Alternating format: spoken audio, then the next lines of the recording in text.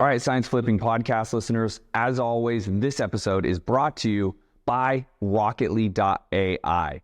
If you're looking for a seller lead generating system that has automation, an AI bot, and has sellers coming to you, then Rocketly.ai is your choice. Make sure you head over to the website, fill out an application, and schedule a demo now to see the power of Rocketly.ai.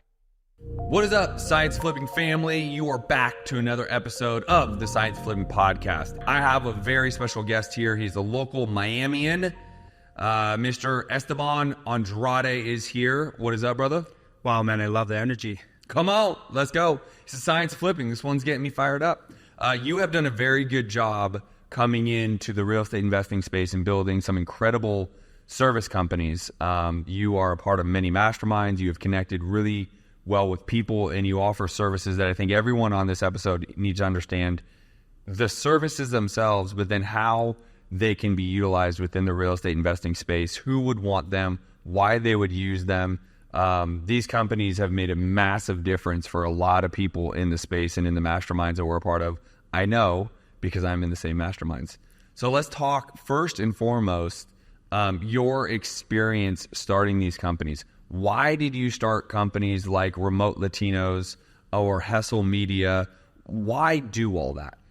Dude, you know what, man? When I started in this space, I started wholesaling my way to door knocking, going to auctions, and doing all these traditional things that people do in order to generate more opportunities of market deals. And I sometimes also would just do the driving for dollars in Detroit. There's a lot of opportunity there, so it's very visual. But then I realized, dude, like, in quote unquote, I'm someone that want to leverage myself with. I'm let's call it, I'm a lazy entrepreneur, but I'm not really lazy. I think everyone's really. I mean, at the heart of it, if you don't have to work and have all the money you can afford, yeah, you don't want to work per se. Yeah, but you are not lazy. I know that for sure. I'm not lazy. Yeah. However, if I were to think of myself like, if I can get 5 times the output by doing the same amount of input and just leverage something, right? Have some sort of lever where I put in this amount of effort and get 5 times what I want, instead of driving and getting the only 1 or 2 things, or going to auctions, getting 1 or 2 things or 2 outputs.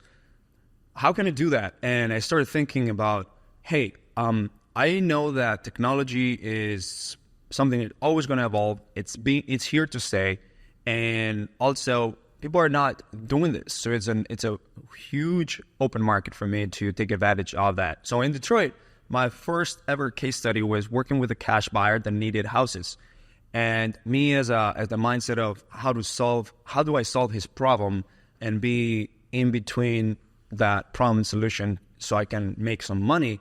Well, I started telling him I can do this through Facebook ads. I can do this through Instagram ads.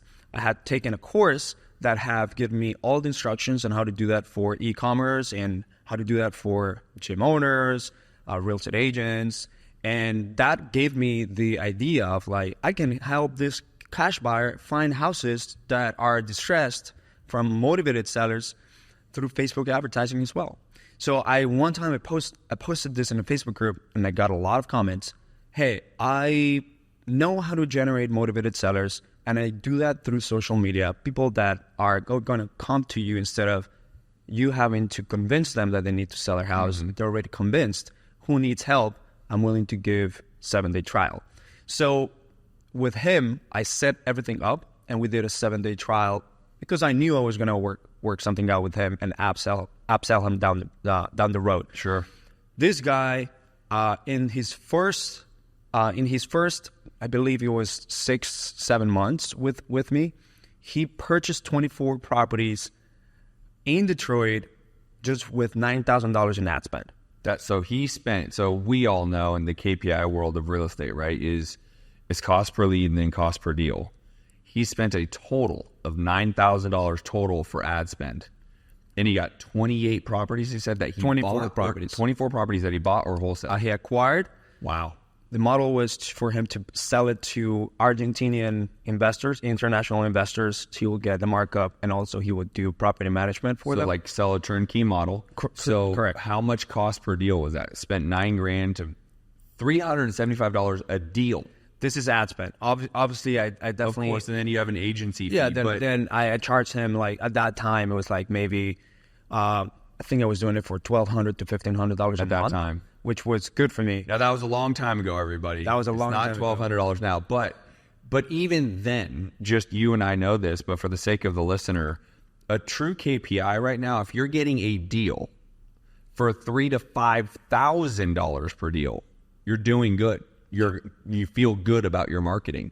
This guy was getting a deal for $375 crazy. plus so he was, let's just round it up to, he was spending $500 per deal. I mean, that's insanity. Yeah. Obviously, Detroit has very cheap houses too, and and like the lower Simon fees or just lower, spread. You don't make as much. You don't make as much. You need to do a little bit more volume. But still, it was a good case study and a good concept for me to know that I can expand this to the entire U.S. and offer this as a solution. Yeah. But then I realized very, very quickly, dude, that first of all, we're not just an agency. We're not just lead gen. You don't come to us and just pay for the lead and we forget about you. Because in business, there is several things in order for you to continuously grow and get more clients. You get more clients, you get those clients to pay you more, and you get repeated customers from the same clients. So if I understand that, then what are the leverages, what are the things that I can pull in order to get them to pay more or get more out of the same client, get them to repeatedly pay me different times at different frequencies? Well, it comes down to what happens after the lead is generated, what happens during the entire process of the client itself. So that all comes down from generating marketing for them, but also closing that deal and learning how to get the most out of that one lead, right? So we started understanding very heavily, one, wholesalers not only have a lead generation problem, they have a sales and systems problem. Right? That's everything, marketing and sales. Yeah. And so if I leave them by just sending them the lead, because I used to just send them a text message notification, do that. But then I started listening to my customers saying they're not picking up the phone, or there's guys asking me for something erratic or something crazy about the house. And I'm like, how do I solve that problem? And I started inserting different levers of technology and also people that I started to hire that eventually will help them get a hold of leads, convert more, have different exit strategies. So making money out of the same marketing, it's very important right now, because if you only focus, for example, on specializing in only wholesaling, but you realize that people in online, when they type in Google, I want to sell my house, cash for my house, how do I sell without a realtor? They have a motivation, not necessarily a distressed property. Right. And we capture motivation, we capture pain points, gaps in people with the message that we have. So it's how do we solve that problem? And we do that through proper sales skills. So if you don't have a sales process, you don't have a sales framework, you're not able to truly find a gap of the people that you're talking to. You're not able to fully empathize of what's happening and understand fully what they need and where they need to be at. You're not going to be able to find solutions, because you're going to be so focused on generating that lead, getting the discounted rate, 50, 60, 70%. Yeah. Right. And you're not going to make money out of that lead. Yeah. So now we turned into how do we help our clients even more? Now we're partners. So we partner up with them, and some of them actually, they also pay us in the back end after a lead is generated and after the lead is closed. But we have been able to actually hire remote Latinos, train them into to the entire process of how a wholesaling business works, what are the levers that they need to be able to pull, the skills they need to learn, all the different exit strategies that they need to have Do right they now. actually negotiate a deal with sellers at this point? Do you have that? No, part of we your- teach them how to do that, or we help them You when teach the client how to do that? correct. Got it. So you see, So it's not a total done for you service. is it done for you with a little bit done with you? done program. with you as much as done for you up until it's kind of done with you to help them. That is correct. So that's what I was telling you this morning, man. I walked in with my mind blowing up, and I'm like, I've been calling myself agency for a long time. Yeah. But in people's mind, an agency is just a service. Like, how do we position ourselves to be something that we actually are, which is something better, more added value, more of a partner, right? So we realize that we help them with lead generation. We help them with getting a hold of the leads, manage those leads, insert technology. We help them with training them on the specific skill sets that they need. Yeah. So I believe they need sales skills, right? Yeah.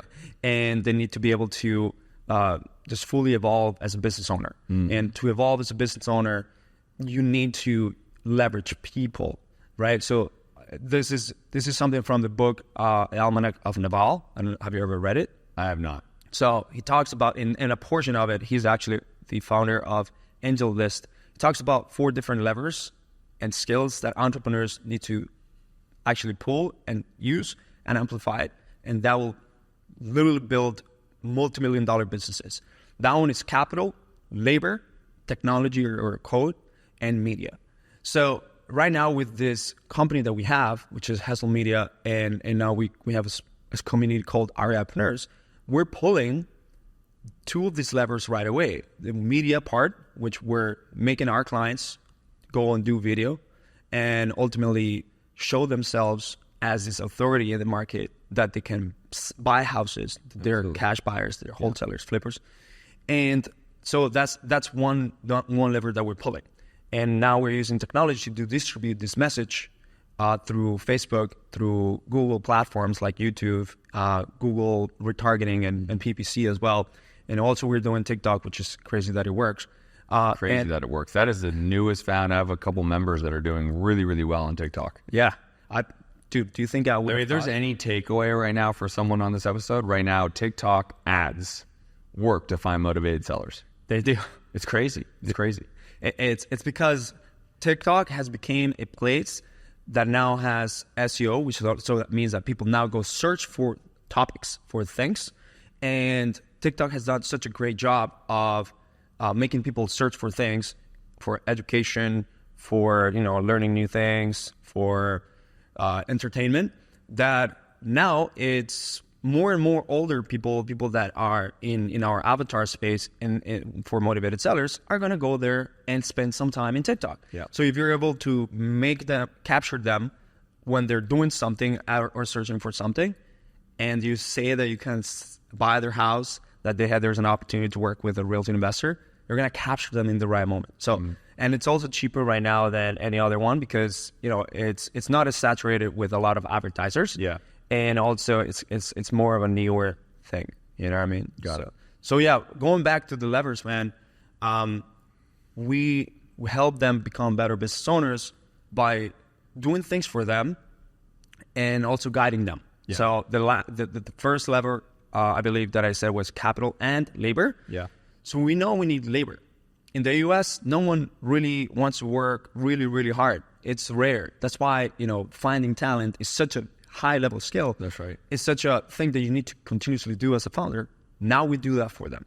We find A players in Latin America. So now your wholesaling business that is bootstrap, you use your own money, or you start working with free resources at first, can afford something like that. But not only that, it can also help you amplify. It can help you grow. We have hired leaders in our company from Latin America, and I'm so confident about that, dude, that I can tell you, you can fully replace your operations manager with a Mexican operations manager, and it will do laps around your American hire. Obviously not everyone, but 100%. They're coming to work ethic. They come in with the ability to learn and grasp everything. They study, went to school, are willing to do everything that it takes, have an amazing English. Some people speak even better than me. Now we're going to insert in this person and insert in the service. And now we became this full stack agency / accelerator. Yeah. So that's what we're doing. All right, everybody. Before we get back to the episode, let me give a big shout out to Roddy at the Rehab Depot for sponsoring this episode. Listen, everybody, if you want to work with the #1 contractor across the country, please reach out to Roddy at the Rehab Depot. This guy runs all of our construction nationwide and works with thousands of other investors across the country. He is entrusted not only to put together the budget and manage subcontractors, but to start and complete and close out projects from A to Z. Roddy runs the largest rehab academy in the world. If you want to learn more about how to become an elite rehabber, you have to follow his program for only $25 a month. That is it. It's that simple. Go to go.therehabdepotvip.com. go.therehabdepotvip.com and sign up for weekly classes live with him. This will be the greatest investment you could ever make if you want to rehab houses. So when do you think real estate investors should be hiring VAs? Like what phase? Like, do you believe like even when they're just getting started before they've gotten a deal? Do you think they should be at a certain point? When should people be hiring? It depends on how leveraged. Honestly, a real estate investor should be hiring a VA based on how leveraged they want to be at the beginning and how much business acumen you have. Because if you see the biggest companies in the world, they always hire top down. They raise a lot of capital and they hire people that already know how to build teams, already know how to build entire departments. They grow really, really fast because they're leveraging and then these people are leveraging themselves too. And, they grow really fast. But a bootstrap wholesaling company, usually it's not that way. But if you, for example, come in as a flipper and you have a lot of experience as a flipper, you potentially want to hire some sort of leader that can help you build, business things, operational things that you could do that. But if you're a wholesaler, just, started watching YouTube videos a few months ago and you're doing it, cold calling or you're doing your driving for dollars, you may want to hire when you get at 70, 80% capacity of what you can do in a day-to-day basis. Yeah. Because at the end of the day, you have to learn how to clean the floors of your studio or of your place in order to know how everything works. Right. So you have to learn how to talk to people. You have to learn how to call these people, generate the leads. You have to learn the grind because you don't have the knowledge. You don't have the luxury. You need to do it all first before you go hire. 100%. I'm 100% with you. I don't think anyone should VA inexpensive or expensive. You shouldn't be hiring until you know how to do it. Because the challenge becomes, here's what I see the challenge when people hire VAs, not just your company, but any VA. They just assume once they are trained, you just let the VA do their thing. Yeah, that's crazy. And I think that's crazy. Even when VA companies will say, hey, we have a manager to help you. You still have to stay on top of the manager to make sure that they're hitting their KPIs and that the calls are being measured, all those kind of things. Yeah. Unfortunately, too many people in our space, they think once they hire, they're done. They can take the day off. Yeah. They can go wherever, and they've scaled their company. It's just not true. You still need management of it. One of the biggest things that people do wrong in wholesaling is that they don't really treat it like an actual, I'm going to say like an actual business. You're coming to a business and you're not treating it like an actual business. So what does that mean? So when you implement systems in place, you start building a business. But when you want to grow, when you want to scale, you start hiring people. But in order to hire people, you have to have a system, a set of expectations for them to come in. Just imagine yourself, let's say you don't have experience in wholesaling, but you have experience in other areas, industries. And you go and apply to work at a wholesale company. And the wholesale company comes in and says hi to you, tells you, welcome to the company, this is what we do, this is what you got to do. And then after that, doesn't talk to you but like one time a week or something like that. Thinking that you have experience, thinking that you can, build different things yourself, you probably will try your best. But how would you feel if you come in and there's only dust? There is no role descriptions, description of your job. There is no playbook to follow. There's no daily training. There is no real North Star that will make me work hard. There's no way to follow a leader because the leader is not leading. It's just thinking that I'm a service. That's right. Right? And so a lot of people lack leadership, and that's part of it. You have to be given your team time to develop, and even when they're already developed, you have to make sure that you inspect what the work is done, measure their KPIs, keep them accountable, keep training them, always realign the North Star, and do that every single day. And then at some point, you're going to be leveraged good enough by hiring someone that will do that for you. But at the very beginning, when you're hiring people, it doesn't matter if they're in Africa, Madagascar. I don't care if they're from India. I don't care if they're from here. I don't care if they're Canadian. Right. Which they're really nice people, but they can't close as much. No, I'm kidding. I don't care where they're from. They will need that. People think to scale a business, you hire and you exit, right? You don't have to work anymore. And it's an epidemic in our space of real estate investing, is whether it's VAs, whether it's in-house, personnel that you hire in-house, people think you hire and you're out, and it's just not the case. And I see it time and time again with all the coaching students that I have, is they'll go to a company like yours or a VA company and say, hey, I hired 1 or 2 VAs. They're going to handle these things. And I say, okay, well, how many calls a week are you going to have with them? Well, we're going to have a once a call a week with them. And I'm like, once a week? So if you had an office and you had that same employee physically in your office, how many times would you meet with that employee? Yeah. You only meet once a week? Yeah. Well, no. Well, how many times would you meet with them? Probably every day, or at least every other. Well, then that's how often you need to meet with your VAs, because if you don't, you're going to let the ball fall through the cracks, right? And people have this thing of hiring and trying to escape the grind, and I get it. But there's no real scaling a business until you're scale at the macro, like really high. We're talking about like VC companies and companies that are going and going for exits. Like that can scale, and that's where you kind of get bought out of your role. But until that, even the CEO has to manage the managers. Oh, yeah. Right? 100%. And it doesn't remove you from work. Yeah. I think one of the things is that the way that education is coming into the space in the last 5 years, the biggest gurus at some point they were selling, their unique selling proposition was you're going to be able to make money, automate your business, and forget about it. Essentially, that was the message, right? You're going to be able to use wholesaling as a vehicle to start investing into real estate, and then you're going to become a real estate investor full time. And wholesaling, it's just gonna be an automated agency, or it's gonna be an automated company. It's gonna just be there, right? Yep. And you don't have to worry about it. But that's because that unique selling proposition is just their marketing in order to get them into their program, or in order to get them excited about this. And we need real business people, like people like you, for example. We need real business people that are going to tell them how 100% hard it is. But obviously the rewards, if you want to achieve the rewards of true financial freedom, of true time freedom, of true leverage, of true impacting people, then these are the things that need to be happening. The day-to-day work, learning how to leverage yourself, learning the skills, putting in the grind for 2 to 3 years until you're able to fully hire a leadership team, and then potentially still like remove yourself. Like right now, we are it's 1 p.m. Yep.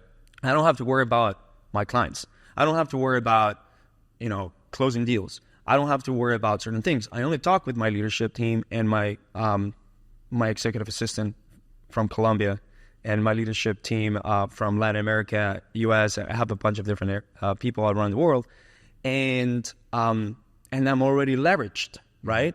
And the business is making money, and I'm able to now invest my time and money into another company like Remote Latinos. Yep. And I'm going to continuously do that over and over. But the reward will come once you do the things and understand the things. And I want to say this, like, people need to model not people at the top. Yes, they need to model people at the top, but they need to model people that are at the top on their way up. So what they did to climb is what they need to model. Right. The people at the top are already at the top. Right. People at the top are already a lot of model. But the question I would actually say, and I'm very curious to your answer, AI is a real thing. Yeah. right? The service industry, to my knowledge, is going to get hit the hardest. Do you see that to be a big problem for you with all the AI in there and the communication now that can happen with bots? Do you feel like your industry, to some extent, like, is at risk? As an agency or a wholesale, like? As an agency, so VAs as a whole, a lot of times in our space of real estate investing are used to communicate with sellers. Yeah. A lot of times. Now, I actually advise my students use VAs for the tasks and have my students handle all communication with sellers, right? And have the VAs do the list pulling, the scrubbing, the skip tracing, all of that. Because I believe most people shouldn't actually be having a VA handle control of any type of negotiations, etc. Now, they can absolutely call a seller for data, meaning, why are you looking to sell? When are you looking to sell? But they're not doing any type of analysis, nothing. They're basically gathering data. Yeah. That is okay. Yeah. But even to that extent, do you feel like a lot of that is at risk with everything that's going on with the AI? I think it comes down to the, 4 levers that I talked about too as well, because it always going to happen. Right now, we're in the era of content, the era of AI, the era of leveraging yourself through media and technology a lot. Sure. Like, look at what's happening with AI.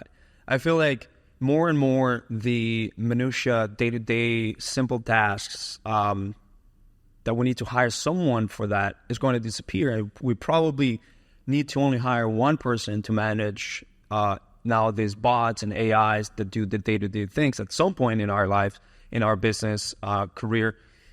So at some point, we're going to have to learn how to leverage that too. And but I still think, I don't mean to totally interrupt you. There's still, in our space, there's got to be human interaction, right? 100%. Bots can do the texting and do the emailing, that can be bot-driven. But even the data gathering, a homeowner is going to feel a lot more comfortable when they're talking to someone, answering why are they selling, when are they selling, where are they moving to, why are they selling now? Some of the general questions, which is just gathering data, and then can be handed over to more of an acquisition person. Can a bot do that? They can. I feel like it's going to take so long to actually train let's call it an android, to actually understand empathy, understand people's needs or true constraints, or just that human side that it's more of an emotional side rather than the analytical, logistical side, which is what you as a human have. So if a bot is trained that way, it's because it has extraordinary abilities, and that could be, I think they call it general AI or something. There's a word towards that term. Is not only artificial intelligence, is called general intelligence or something like that. They know how to understand humans.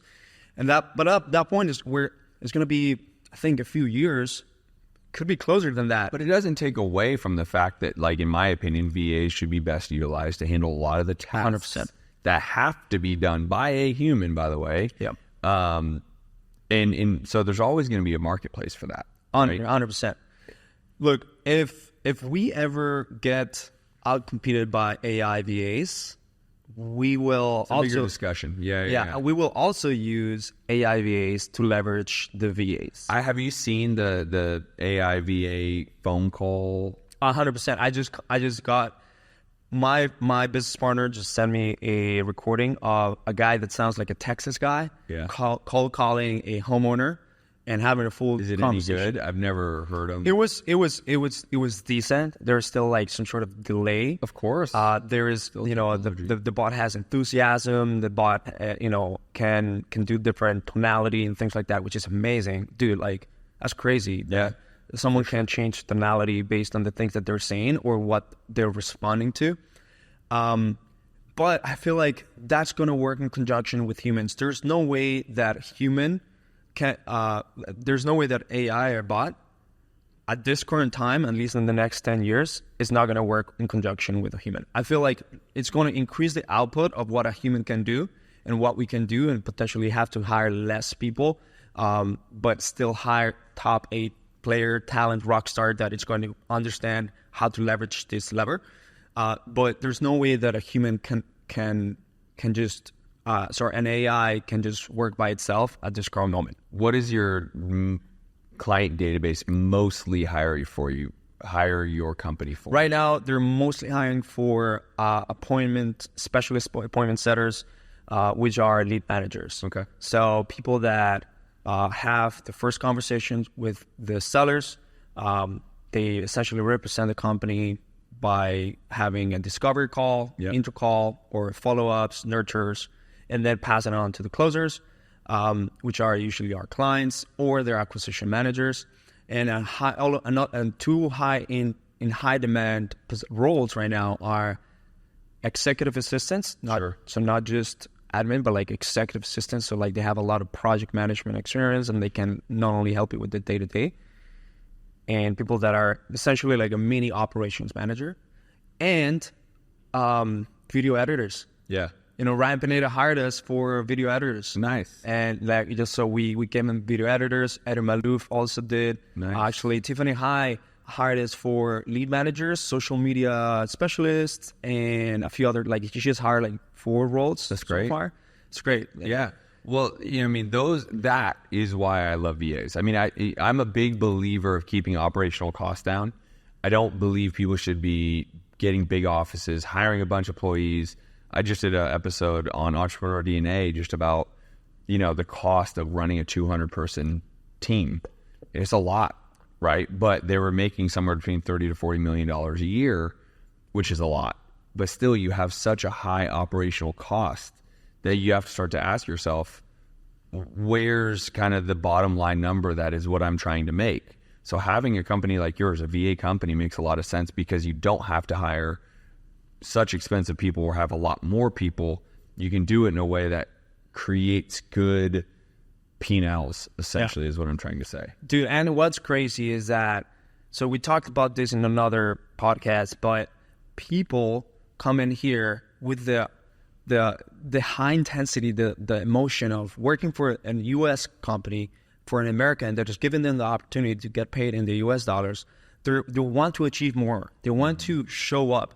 They want to show that, let's say I'm a Mexican, even though I cannot move to the U.S. or for some reason, or I got kicked out of the U.S., I still want to provide my value and show up as this Latin American professional that can help your business. And they're gonna care when you paint them the right North Star and you give them the leadership that they require.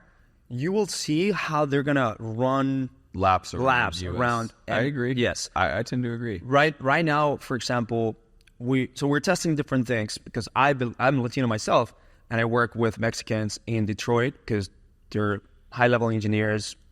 One of them used to be my manager, and also work with different multicultural, just multiculturally savvy. Let's say in Toronto, there's a lot of people from around the different world, and so I learned to live with people around the world and different cultures, immigrants. So I'm doing a test of how someone that is a leader or some sort of manager can do that role remotely, let's say from Colombia, from Mexico, and I can just say, I trust you. I don't have to pay you $80,000, $100,000, but I can pay you 30, 40% of that because you have the capabilities, you can do it, you have the capacity of doing it, and you're going to live like a queen or a king. Yeah. And you're going to help me run this business. And also in testing, like, I'm going to hire you because you have the sales acumen, you have the character traits to be a salesperson.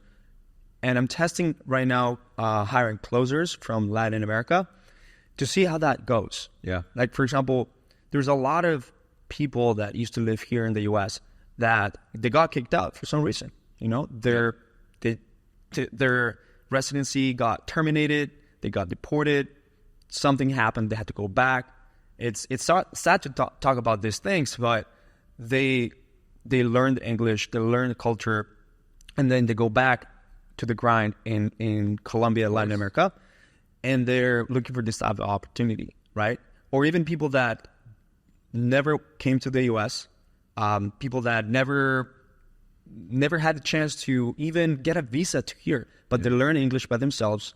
They watch everything American-wise. They have American friends online or whenever Americans visit Latin American countries.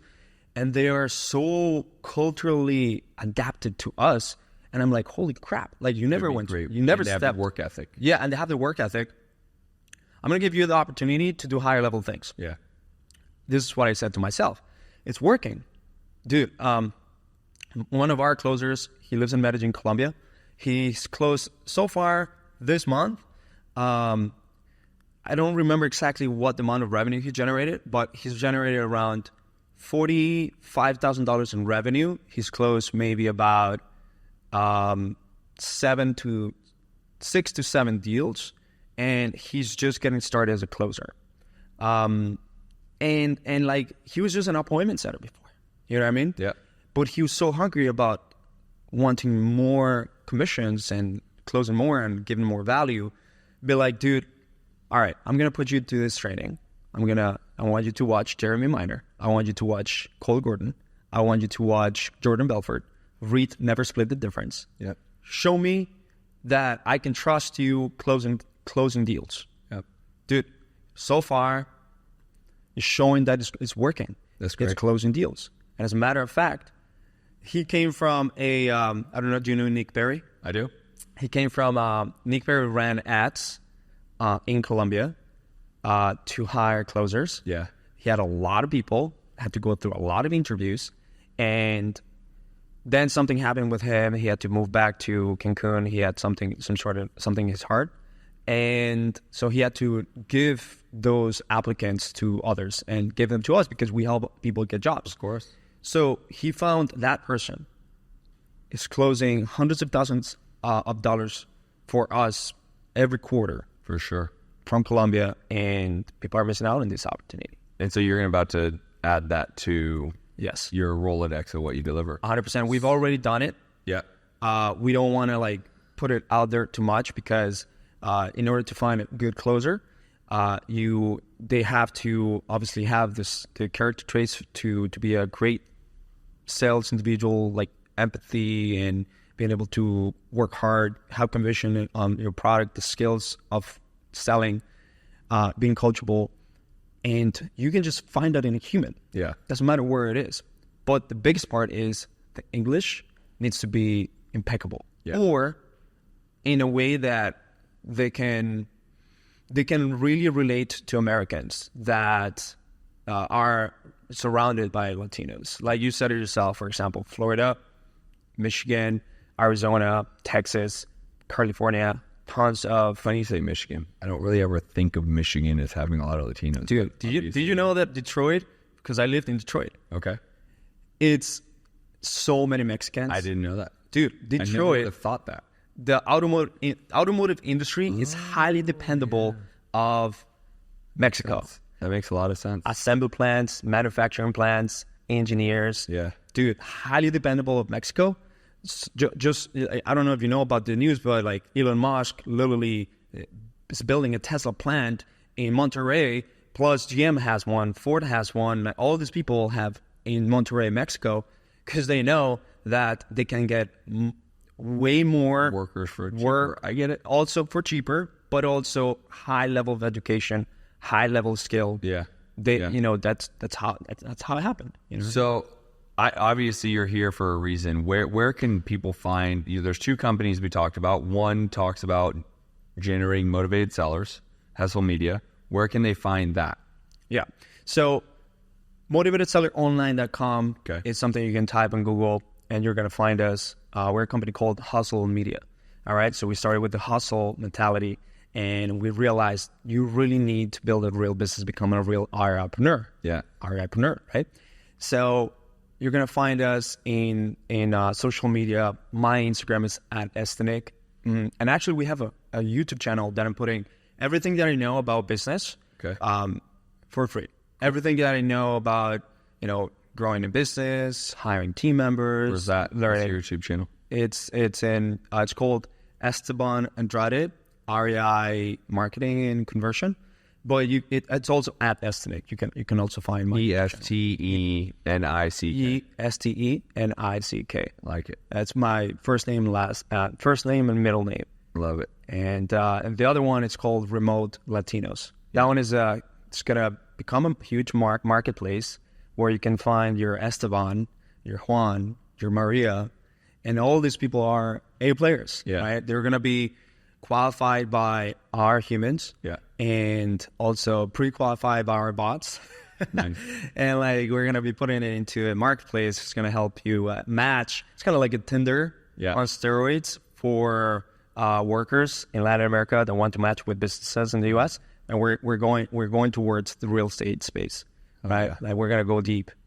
All right. It's exciting. Make sure to get him on Instagram, go to the websites, and go to his YouTube. Check out both of those companies. If you need seller leads and you need people working those leads, Esteban has them all. I appreciate you coming on.